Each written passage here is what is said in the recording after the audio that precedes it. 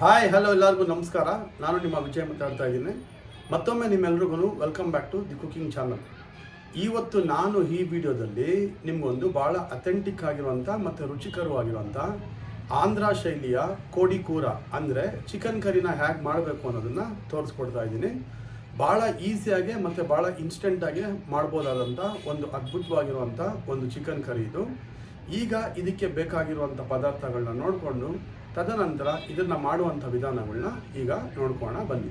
ಅರ್ಧ ಕೆಜಿಯಷ್ಟು ನೀಟಾಗಿ ತೊಳ್ಕೊಂಡಿರುವಂಥ ಚಿಕನ್ನ ತಗೊತಾ ಇದ್ದೀನಿ. ತಗೊಂಡಾದ್ಮೇಲೆ ಇದನ್ನ ಮೊದಲನೇದಾಗಿ ಮ್ಯಾರಿನೇಷನ್ ಮಾಡ್ಕೋಣ.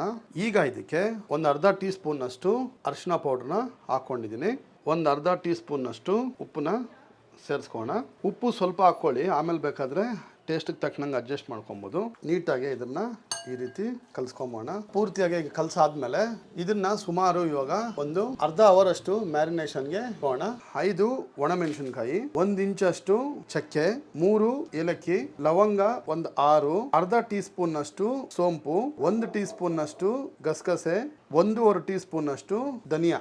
ಈಗ ಇದನ್ನ ಕ್ಲೀನ್ ಆಗಿ ಹುರ್ಕೋಣ. ಇವಾಗ ಸ್ಟವ್ ಹಚ್ಕೋಣ. ಈಗ ನೀಟಾಗಿ ಒಂಚೂರು ಇದನ್ನ ಕ್ಲೀನಾಗಿ ಹುರ್ಕೊಬೇಕು. ಎಲ್ಲ ಇಂಗ್ರೀಡಿಯೆಂಟ್ಸ್ದು ನೀಟಾಗಿ ಈಗ ಸ್ವಲ್ಪ ಈ ರೀತಿ ರೋಸ್ಟ್ ಮಾಡ್ಕೊಬೇಕು. ಅದರದ್ದು ಸುವಾಸನೆ ಚೆನ್ನಾಗಿ ಈ ರೀತಿ ಬರಬೇಕು. ಬಂದಾದ್ಮೇಲೆ ಇದನ್ನ ಈಗ ಹೀಗೆ ತಣ್ಣಗಾಕಿ ಬಿಟ್ಕೋಣ. ತಣ್ಣಗಾಗೋದಕ್ಕೆ ಫಸ್ಟು ಸ್ವಲ್ಪ ಸೈಡಲ್ಲಿ ಇಟ್ಕೋಣ. ಆಮೇಲೆ ಇದನ್ನ ಪೌಡ್ರ್ ಮಾಡ್ಕೋಣ. ಕರಿಗೆ ಬೇಕಾಗಿರುವಂಥ ಪದಾರ್ಥಗಳು 2 ಈರುಳ್ಳಿ, ಮೆಣಸಿನ್ಕಾಯಿ, 2 ಟೊಮಾಟೊ, ಶುಂಠಿ ಬೆಳ್ಳುಳ್ಳಿ ಪೇಸ್ಟು 1 ಟೀ ಸ್ಪೂನು, ಖಾರ ಪೌಡ್ರು 1.5 ಟೀ ಸ್ಪೂನು, ಅರಿಶಿನ powder 1 tea spoon, garam masala 1.5 tea spoon, ಧನಿಯಾ ಪೌಡ್ರು 1 ಟೀ ಸ್ಪೂನು, ಮತ್ತೆ ಕೊತ್ತಂಬರಿ 2 ಟೀ ಸ್ಪೂನ್ ಅಷ್ಟು ತಗೊಂಡಿದ್ದೀನಿ. ಅದಾದ್ಮೇಲೆ ಕರಿಬೇವು 1 ಸೂಡು. ಈಗ ಈರುಳ್ಳಿನ ಸಣ್ಣದಾಗಿ ಈ ರೀತಿ ಕಟ್ ಮಾಡ್ಕೋಣ.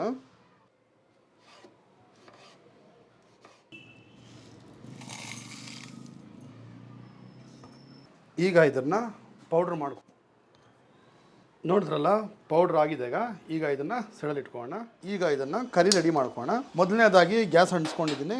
ಈಗ ಸುಮಾರು ಒಂದು 3 ಟೀ ಸ್ಪೂನ್ ಅಷ್ಟು ಬಿಸಿ ಆಗಿರೋವಂಥ ಇದರಲ್ಲಿ ಒಂಚೂರನ್ನ ಕರಿಬೇವನ್ನ ಕೂಡ ಹಾಕ್ಕೊತೀನಿ. ಮತ್ತು ಮೆಣಸಿನ್ಕಾಯಿ, ಕಟ್ ಮಾಡಿ ಇಟ್ಕೊಂಡಿದ್ದಂಥ ಈರುಳ್ಳಿ, ಪೂರ್ತಿಯಾಗಿರೋವಂಥ ಒಂದು ಮೀಡಿಯಮ್ ಸೈಜಿನ 2 ಈರುಳ್ಳಿನ ಹಾಕ್ಕೊತಾ ಇದ್ದೀನಿ. ಈರುಳ್ಳಿ ಪೂರ್ತಿಯಾಗಿ ಗೋಲ್ಡನ್ ಬ್ರೌನ್ ಆಗೋವರೆಗೂ ಹುರ್ಕೋಣ. ಆನಿಯನ್ನು ಈಗ ಒಂದು ಹಾಫ್ ಫ್ರೈ ಆಗಿದೆ. ಈಗ ಈ ಹಂತದಲ್ಲಿ ಸ್ವಲ್ಪ ಉಪ್ಪು ಹಾಕೋಣ. ಆನಿಯನ್ನು ಎಲ್ಲ ನೀಟಾಗಿ ಈಗ ಗೋಲ್ಡನ್ ಬ್ರೌನ್ ಆಗ್ತಾ ಇದೆ.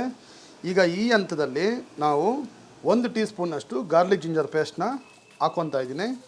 ಹಸೆ ಸ್ಮೆಲ್ ಹೋಗೋವರೆಗೂ ನೀಟಾಗಿ ಈ ರೀತಿ ಫ್ರೈ ಮಾಡ್ಕೊಳ್ಳಿ. ಗಾರ್ಲಿಕ್ ಜಿಂಜರ್ ಪೇಸ್ಟು ಕೂಡ ಚೆನ್ನಾಗಿ ಈಗ ಫ್ರೈ ಆಗಿದೆ. ಕಟ್ ಮಾಡಿ ಇಟ್ಕೊಂಡಿದ್ದಂಥ 2 ಟೊಮಾಟೋನ ಕೂಡ ಹಾಕ್ಕೊತಾ ಇದ್ದೀನಿ. ನೀಟಾಗಿ ಒಂದ್ಸರಿ ಮಿಕ್ಸ್ ಕೊಟ್ಕೊಳ್ಳಿ. ಟೊಮಾಟೊ ಕಂಪ್ಲೀಟಾಗಿ ಸಾಫ್ಟ್ ಆಗಿಬಿಡ್ಬೇಕು. 5 ರಿಂದ 6 ನಿಮಿಷ ಆಗ್ತಿದೆ. ಆಯಿಲಿಂದ ಸಪ್ರೇಟ್ ಆಗಬೇಕು.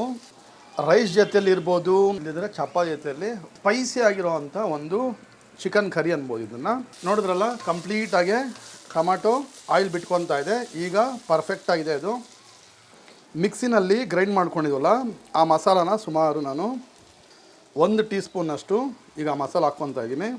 ರೆಡ್ ಚಿಲ್ಲಿ ಪೌಡ್ರು, ಅರಿಶಿನ, garam masala powder 1 tea spoon, ಧನಿಯಾ ಪೌಡ್ರು 1 ಟೀ ಸ್ಪೂನ್. ಇಷ್ಟನ್ನು ಹಾಕಾದ್ಮೇಲೆ ಈಗ ನೀಟಾಗಿ ಅದೇ ಲೋ ಫ್ಲೇಮ್ನಲ್ಲೇ ನೀಟಾಗಿ ಮಸಾಲ ಸ್ವಲ್ಪ ರಾ ಸ್ಮೆಲ್ ಹೋಗಲಿ. ಈಗ ನಾನು 1 ಟೀ ಸ್ಪೂನ್ ಅಷ್ಟು ಇದಕ್ಕೆ ಒಂದು ಆಯಿಲ್ ಹಾಕ್ಕೊತೀನಿ.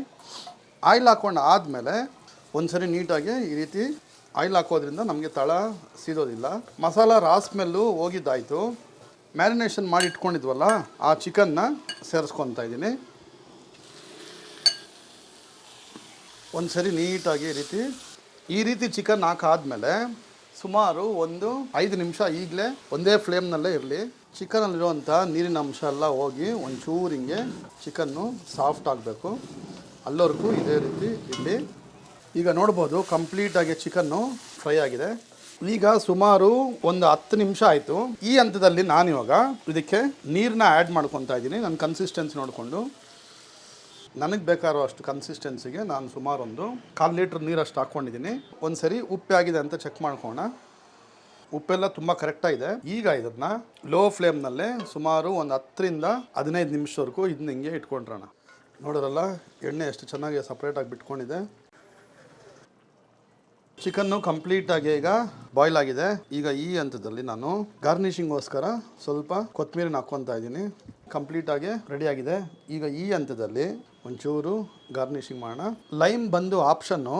ನಾನು ಈಗ ಒಂದು ಚೂರು ಲೈಮ್ನ ಈ ರೀತಿ ಇದನ್ನು ಸ್ಪ್ರೆಡ್ ಮಾಡ್ಕೊತೀನಿ. ಲೈಮ್ ಯಾವಾಗಲೂ ಭಾಳ ರುಚಿ ಕೊಡ್ತಿದೆ. ನೋಡಿದ್ರಲ್ವಾ ಇವತ್ತಿನ ಈ ಆಂಧ್ರ ಶೈಲಿಯ ಚಿಕನ್ ಕರಿನ ಹೇಗೆ ಮಾಡಬೇಕು ಅನ್ನೋದನ್ನು ನಾನು ನಿಮಗೆ ಭಾಳ ಈಸಿಯಾಗಿ ತೋರಿಸ್ಕೊಟ್ಟಿದ್ದೀನಿ. ನೀವು ಕೂಡ ಒಮ್ಮೆ ಈ ರೀತಿ ಟ್ರೈ ಮಾಡಿಕೊಂಡು ಒಂದ್ಸರಿ ಹೇಗಿತ್ತು ಏನು ಅನ್ನೋದನ್ನ ಕಮೆಂಟ್ ಬಾಕ್ಸ್ನಲ್ಲಿ ತಿಳಿಸಿ. ಮತ್ತು ನೀವು ಯಾರಾದರೂ ಹೊಸಬ್ರಾಗಿದ್ದರೆ ನಮ್ಮ ಚಾನಲ್ಗೆ ಸಬ್ಸ್ಕ್ರೈಬ್ ಮಾಡ್ಕೊಳ್ಳಿ ಮತ್ತು ಶೇರ್ ಮಾಡಿ ಅಂತ ಹೇಳ್ತಾ, ಎಂದಿನಂತೆ ನಾನು ನಿಮಗೆ ಮತ್ತೊಂದು ಹೊಸ ವಿಡಿಯೋದಲ್ಲಿ ಸಿಗೋವರೆಗೂ ಎಲ್ಲರಿಗೂ ಟೇಕ್ ಕೇರ್, ಹ್ಯಾಪಿ ಈಟಿಂಗ್.